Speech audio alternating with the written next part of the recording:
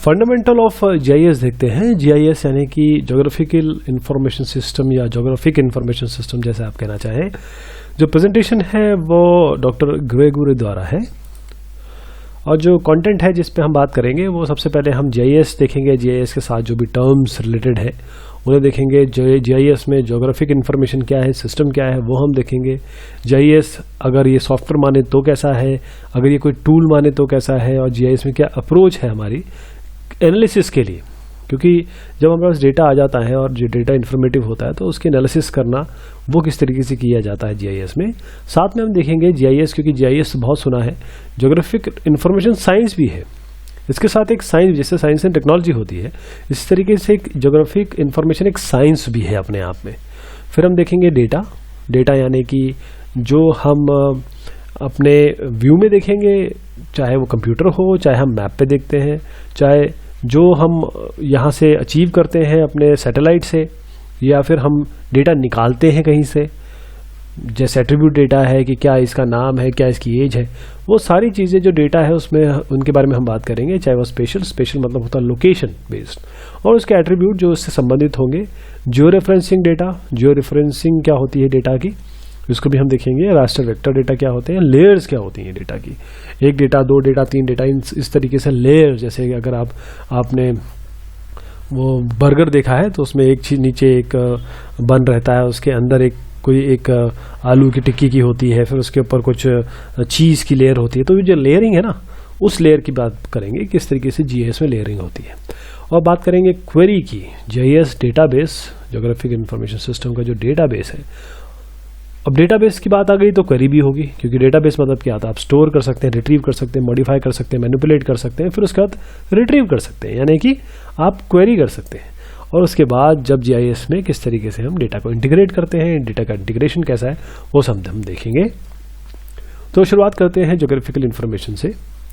तो इंफॉर्मेशन यानी कि जो जानकारी है, जो अर्थ के सरफेस, अब अगर आप अपना एक ग्लोब को इमेजिन करें, उसके किसी भी पॉइंट पे हाथ लगा दें आप, उस जगह की इंफॉर्मेशन, लोकेशन इंफॉर्मेशन हो या बाकी कोई इंफॉर्मेशन। जैसे मैंने अगर हाथ लगाया देहरादून पे, तो पहले तो मैं उस लकी लेटलाओं के बारे में बात करूंगा, फिर देहरादून के बारे में बात करूंगा, फिर देहरादून किसकी राजधानी की बात करूंगा, फिर किस देश में आता है वो बात करूंगा। वो सारी चीज़ें इसमें आती है। जैसे अगर आप स्पेशल और थीमेटिक कंपोनेंट देखें, कि अगर देखिए, मैं हमेशा मैप का मतलब हम समझते हैं कि उसमें कुछ रोड्स होंगे, कुछ बाउंड्रीज होंगी, लेकिन अगर कोई डॉक्टर है तो उसके लिए रोड और उसका कोई मायने है।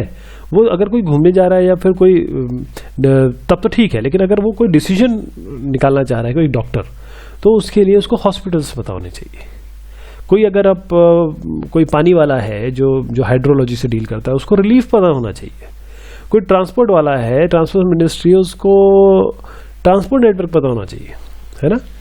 और एक फोटोग्राफ, क्योंकि फोटोग्राफ जैसे कहते हैं ना, फोटोग्राफ इज वर्थ 10,000 वर्ड। अगर किसी को 10,000 वर्ड में समझाओ और उसके सामने एक फोटो रख दो तो फोटो से अच्छे से समझ जाएगा। तो ये सारी चीज़ें जो है आपकी इन्फॉर्मेशन में आती है। लोकेशन कंपोनेंट जैसे प्रिसाइज हो सकता है, जैसे आप एडमिनिस्ट्रेटिव यूनिट की मैं बात कर रहा था, उसी तरीके से कोई एरिया की बात हो सकती है कि देखिए कोई एरिया लंदन के अराउंड है, या कोई इंग्लिश स्पीकिंग एरिया या गैलिक स्पीकिंग एरिया, तो वो एक एरिया हो सकता है, बफर हो सकता है। अब जीआईएस अगर हम सॉफ्टवेयर की तरह बात करें तो ये कंप्यूटर सिस्टम है जहां पर आप इंफॉर्मेशन ले सकते हैं, और साथ में जो फीचर्स हैं अर्थ के, जो फिनोमेना है अर्थ के, उन सब के बारे में जानकारी ले सकते हैं। अगर ये सॉफ्टवेयर की बात करें तो उसके अलावा आपके पास फंक्शनैलिटीज़ होंगी जो सारी बीबीएमएस में की जा सकती है। डाटाबेस मैनेजमेंट सिस्टम में जो फंक्शनैलिटी हो सकती है, जैसे मैंने आपको बताया है कि retrieving, handling and manipulating, all those things has to be there. लेकिन इसका, ये तो डेटाबेस हो गया। फिर जीआईएस क्या हुआ, डेटाबेस पे अगर आप कंप्यूटर मैपिंग सिस्टम की फंक्शनैलिटी लगा दें, यानी आपके पास जो मैप है, जो आपके पास डेटा है, ज्योग्राफिक डेटा है, उसको अगर आप डेटाबेस से रिलेट कर सकें, वहां पर आप अपनी फंक्शनैलिटी लगा सकें, तब ये सॉफ्टवेयर जीआईएस सॉफ्टवेयर कहलाता है। और साथ में, क्योंकि जीआईएस अगर की बात करें तो इन्फॉर्मेशन आती है इसमें, इन्फॉर्मेशन सिस्टम है, तो डेटाबेस होगा जो एक्सप्लिसिटली या फिर क्या कहेंगे उसे, स्पेसिफिकली किसको हैंडल करेगा, स्पेशल डेटा। स्पेशल डेटा होता है जिसमें लोकेशन वगैरह की बात होती है। अब हमारे पास बहुत एग्जांपल है, यहाँ 2-3 मैंने मेंशन किए हुए हैं। लेकिन जो व्यू है, आर्क व्यू है, ArcGIS है, मैप इन्फो है, अब क्वांटम GIS है, ग्रास है, कितने सारे हज़ारों की तादाद में है। कुछ बहुत हिट है, जैसे क्वांटम GIS ओपन सोर्स में बहुत हिट है।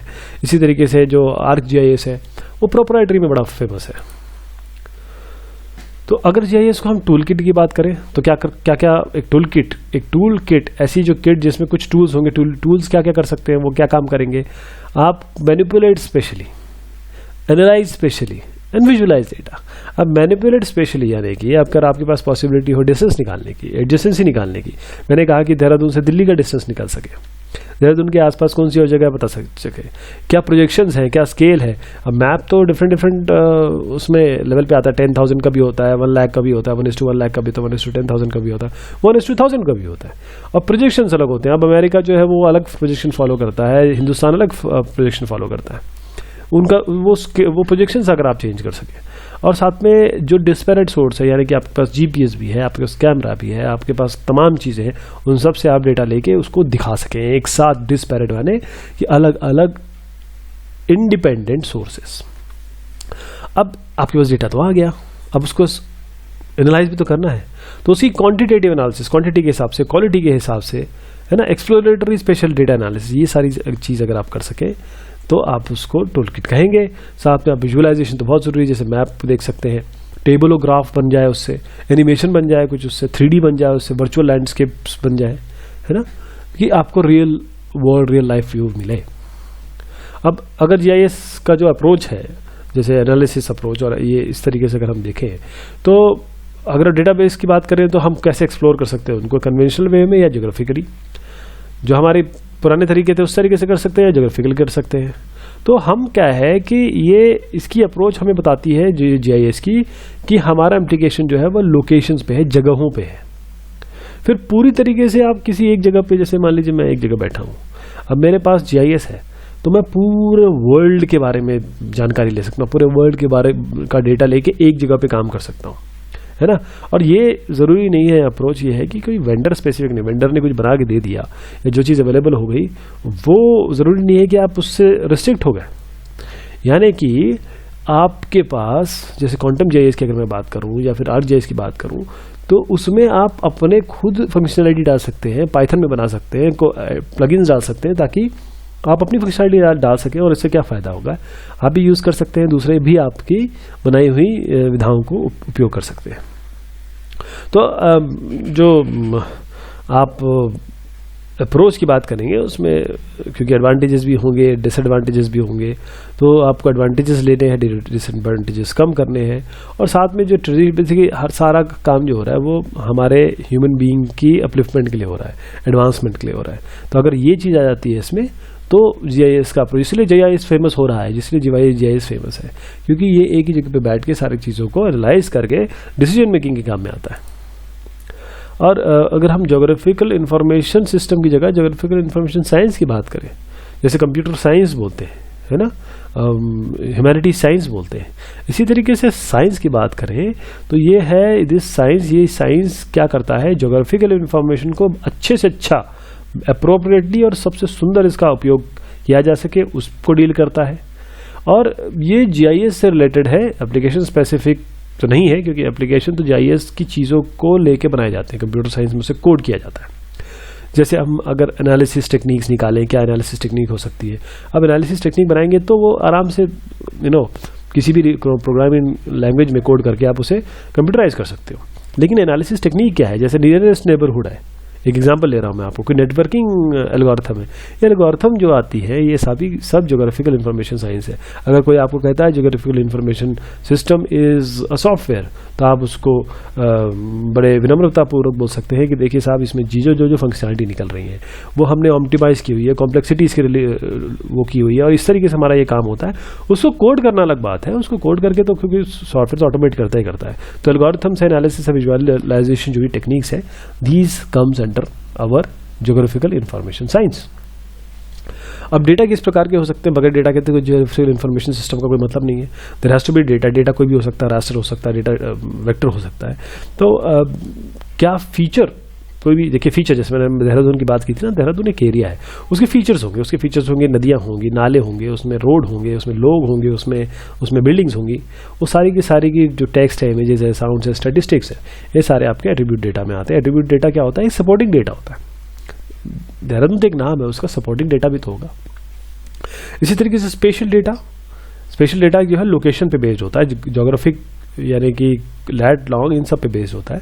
तो कहाँ पर हम हैं, कोऑर्डिनेट क्या है उसके, वेक्टर क्या है, इसका डिस्क्रीट फीचर्स जैसे पॉइंट लाइन पॉलीगन, ये भी क्योंकि एक्स वाई बेस्ड होते हैं, ये कोऑर्डिनेट बेस्ड होते हैं, तो ये इसी में चले आते हैं स्पेशल डेटा में। साथ में रास्टर डेटा क्या है? कंटिन्यूस सरफेस है। अब कंटिन्यूस सरफेस जो है किसी एक एरिया का, आपने अगर ज्योग्राफी जैसे सैटेलाइट की इमेज ले ली, अब सैटेलाइट की इमेज जो है कंटिन्यूस सरफेस है, लेकिन वो raster data, it comes under special data, क्योंकि उससे इन्फॉर्मेशन जो होगा वो लैट लॉन्ग डिस्टेंस ये सब होगा।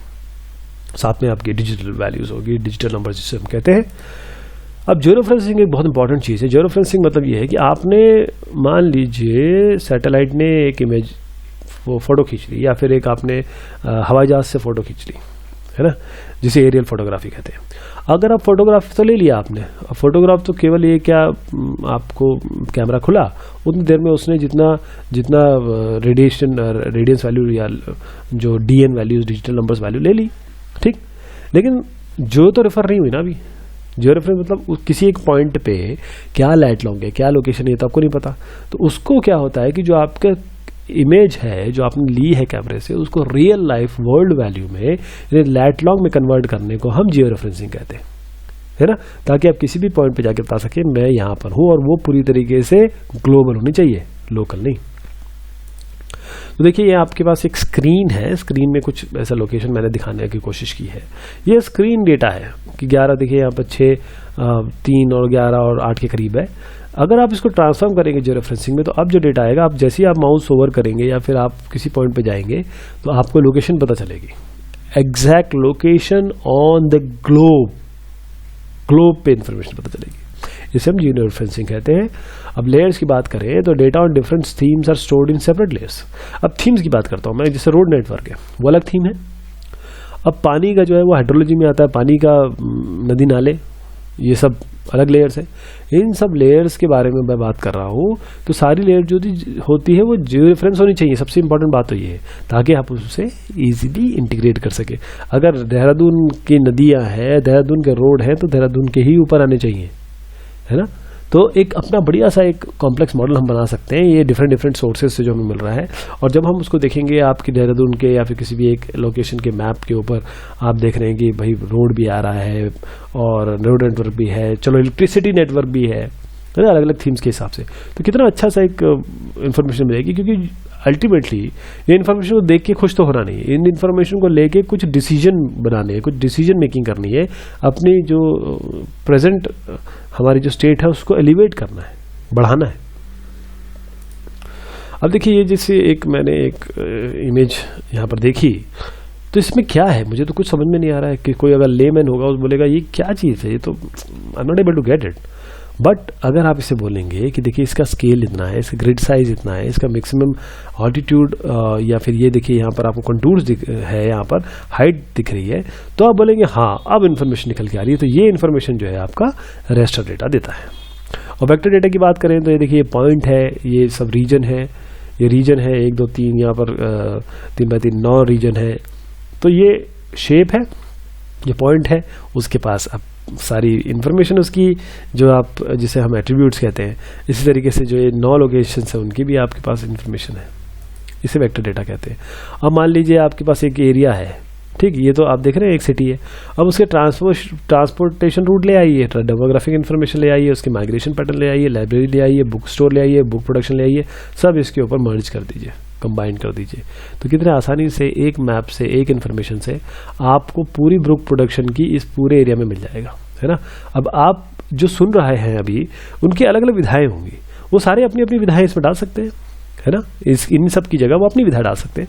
तो एक पूरे लोकेशन का इन्फॉर्मेशन उनके सामने होगा। अब क्वेरी, अब देखिए GIS डेटा है, अब उनमें क्वेरी एक स्पेसिफिक क्वेरी डाल सके कि देखिए उन सब जगह के बारे में बताइए जो ये करते हो। सारे ATMs का इन्फॉर्मेशन दे दीजिए, सारे एरिया का इन्फॉर्मेशन दे दीजिए, जहाँ की जो हाइट है वो 200 मीटर से ज़्यादा है, है ना। ये सब इन्फॉर्मेशन दे सकते हैं, उसको स्ट्रक्चर्ड क्वेरी लैंग्वेज से हम दे सकते हैं, जिसको हमने सॉफ्टवेयर में आपको कंप्यूटराइज मिलता है वो, और वो जो रिजल्ट है उनको आप उपयोग कर सकते हैं, और साथ में उन सबसे आप मैप बना सकते हैं। ठीक, अब स्पेशल क्वेरीज क्या हो सकती है? स्पेशल क्वेरी ये होती है कि अगर आप कहीं क्लिक करें तो वहाँ की सारी एट्रीब्यूट वैल्यू मिल जाए। स्पेशल क्वेरी में उस स्पेस, स्पेशल मतलब स्पेस से आता है ना, तो उस स्पेस की क्वेरी आपको मिल जाए। और अब इन सारी इन्फॉर्मेशन को आप कंबाइन कर दीजिए। अगेन जैसे मैंने कहा कि ये हमारे अपलिफ्टमेंट या बेनिफिट के लिए है, तो अगर वहाँ की सारी इन्फॉर्मेशन मिल गई तो आप बाद में डिसीजन मेकिंग हो सकती है। जैसे एक छोटा सा एग्जांपल देता हूँ आपको। देखिए, अगर एक क्वेरी डाल दी कि भाई वो बताइए जहाँ पर मोर्टेलिटी रेट 58 से ज़्यादा है, तो आप आराम से देखिए जो ब्लैक एरिया हो रहा है वो सारा इन्फॉर्मेशन मिल जाएगा आपको। इसको नंबर को चेंज करेंगे और एरिया मिल जाएगा। तो कितना आसान हो गया, आप बैठे बैठे कंप्यूटर स्क्रीन के आगे बैठे बैठे आप यहाँ पर डिसीजन बना सकते हो कि देखिए यहाँ ये इन्फॉर्मेशन है, तो देखिए स्पेशल डेटा होगा, इसमें एट्रीब्यूट डेटा होगा, और उन सबको मिला के आप क्वेरी दे सकते हैं। जैसे आप 1860 में जो लंग डिसीज के बारे में बात हुई थी, तो अगर इस पर क्लिक कर देंगे तो इन्फॉर्मेशन मिल जाएगा। देखिए यहाँ पर कौन सी डिस्ट्रिक्ट है, कौन सा काउंटी है, क्या रेट है यहाँ पर, मोर्टेलिटी रेट क्या है, और भी इन्फॉर्मेशन जो भी होगी वो भी सब निकल के आ जाएगी। अब देखिए एक मैप बना दिया हमने, इससे मैप बना दिया क्या कि यहाँ पर अलग अलग कलर्स में ये लीजेंड हो गया, ये आपका नॉर्थ साउथ हो गया, स्केल हो गया, और ये मैप का नाम हो गया। ये देखिए मैप एक आपके सामने, और इस कलर्स को देख के आराम से पता लगा सकते हैं कि देखिए इस जगह पे ज़्यादा हमें यानी मेहनत करने की ज़रूरत है, इन जगह पे सबसे पहले हमको काम करना है। तो एक डिसीजन मेकिंग कितने आसानी से हो गई जीआईएस से। एक मैप बनाया आपने, पहले डेटा लिया, डेटाबेस में डाला, इन्फॉर्मेशन डाली, और यहाँ पर आपका आराम से इन्फॉर्मेशन आ गई एक मैप के रूप में। और देखिए जो कितना कम इसमें आपका रिसोर्स बच रहा है, पैसा बच रहा है, टाइम बच रहा है, सारी चीज़ें बच रही है। एक बार आपने प्रिपेयर कर दिया काफ़ी है, उसके बाद तो कोई भी इसे यूज़ कर सकता है। कल को गवर्नमेंट चेंज होगी, दूसरी गवर्नमेंट आएगी, वो उसी को देख के यूज़ कर सकती है। कल को आपका कोई ऑर्गेनाइजेशन है, उसका बॉस चेंज हो गया, उसके लोग चेंज हो गए, आराम से इसको देख के कर सकते हैं, क्योंकि एक बार बनाना है बस इसको। और डेटा इंटीग्रेशन क्या है, आपके पास एक डेटा है, मान लीजिए बरौनी का डेटा है या पानी का डेटा है, मिला दीजिए इनको, मर्ज कर दीजिए इनको, जिनको हम जॉइनिंग ऑफ 2 लेयर्स कहते हैं। एक लेयर इन्फॉर्मेशन कोई और लेके आया, एक इन्फॉर्मेशन कोई लेके आया, दोनों ज्योग्राफिकली अलाइंड है, आप दोनों को कंबाइन कर दीजिए। देखिए इतना बेहतरीन डेटा मिल गया आपको। अब इसी पे आप एक ही आउटपुट से सारी इन्फॉर्मेशन ले सकते हैं। तो कंक्लूजन में अगर बात करें तो कुछ एडवांटेजेस है, डिसएडवांटेजेस है। डिसएडवांटेजेस तो मैं बहुत कम मानता हूँ जिस हिसाब से एडवांटेजेस जीआईएस देता है। सबसे पहले आप ज्योग्राफिक और थीमेटिक कंपोनेंट दोनों के दोनों होलिस्टिक वे में एक्सप्लोर कर सकते हैं, पहली चीज़ तो ये है ना। साथ में जो आपके सवाल हैं वो ये आपको जवाब देगा जो भी है, ठीक। उसके बाद जो डेटा है, एक छोटा सा डेटा अलग बात है, लेकिन आपके पास ह्यूमंगस डेटा है, लार्ज वैल्यू ऑफ डेटा है, उसको कैसे एक साथ हैंडल करेंगे वो आपको जीआईएस वो पद्धति प्रदान करता है। आराम से आप इसको हैंडल कर सकते हैं। साथ में डिस्पैरेट सोर्सेज, कहीं से कुछ आ रहा है, कहीं से कुछ आ रहा है, अलग अलग वैरायटी ऑफ डेटा आप एक में डालिए और आराम से इसको एनालाइज करिए, वरना अलग अलग डेटा के लिए अलग हैंडलिंग करनी पड़ेगी ना। जीआईएस आपको एक सेंटर पॉइंट प्रोवाइड करता है जहाँ पर ये सारी वैरायटी ऑफ डेटा को एनालाइज कर सकते हैं, देख सकते हैं। साथ में लोकेशन वाइज अगर आपको सारी चीज़ें एनालिसिस कर सकते हैं, और साथ में विजुअलाइज कर सकते हैं, चाहे वो 3D हो, 2D हो, आपका वर्चुअल हो, जो भी तरीका आप अपनाएं, जो आपकी फैसिलिटी अवेलेबल है उस हिसाब से आप विजुअलाइज कर सकते हैं। थोड़ा सा लिमिटेशन इस तरीके से है कि डेटा आर एक्सपेंसिव, डेटा वाकई में एक्सपेंसिव है, लेकिन अगर आपके पास एक बार डेटा आ गया तो उस पर आप बहुत सारी एक्सपेरिमेंट कर सकते हैं। तो एक बार खरीदना है, उसके बाद तो आराम से इसमें काम कर सकते हैं। जीआईएस सॉफ्टवेयर को थोड़ा सा समझना थोड़ा सा मुश्किल होता है। अगर जीआईएस आपके पास नॉलेज है, ज्योग्राफी की नॉलेज है, तब आप समझ सकते हैं, वरना थोड़ी सी दिक्कत हो सकती है। लेकिन अब ये आजकल बहुत आसान हो गया है। और show special relationship but does not provide absolute solution. देखिए स्पेशल रिलेशनशिप और एब्सोल्यूट सॉल्यूशन के लिए आज काम कर रहे हैं लोग, क्योंकि हम स्पेशल रिलेशनशिप के बाद जितनी भी फंक्शनैलिटी अवेलेबल है, एल्गोरिथम साइंस, जो मैंने जीआईएस साइंस के बारे में बात की, तो उसमें ये सब काम चल रहा है और बहुत जल्दी सारी चीज़ें अवेलेबल होंगी। और मैक्सिमम मेरे ख्याल से तो 95% अवेलेबल है ही। और साथ में origin of earth sciences and computer science, इसमें ये कहने का मतलब है कि देखिए ये जिसको ज्योग्राफी के बारे में नॉलेज हो और जिसको कंप्यूटर साइंस के बारे में नॉलेज हो, के लिए उन्हीं के लिए, ऐसा नहीं है। जो इसको थोड़ा सा सीखे, जो इसको करे, तो ज्योग्राफी की देखिए हमने स्कूल में भी पढ़ी है, कॉलेजेस में भी पढ़ी है, तो अगली बार अगर हम जान जाएँ, और कंप्यूटर साइंस तो आजकल हर कोई जानता है ना, सबको डेटाबेस पूछेंगे तो सब बता ही देंगे। तो ये जो चीज़ें हैं ये बॉटलनेक नहीं है, थोड़ा सा पढ़ना पड़ेगा, थोड़ा सा आइडिया लेना पड़ेगा, थोड़ी सी ट्रेनिंग लेनी पड़ेगी, और you can do wonders with GIS. तो thank you so much, take care of yourself.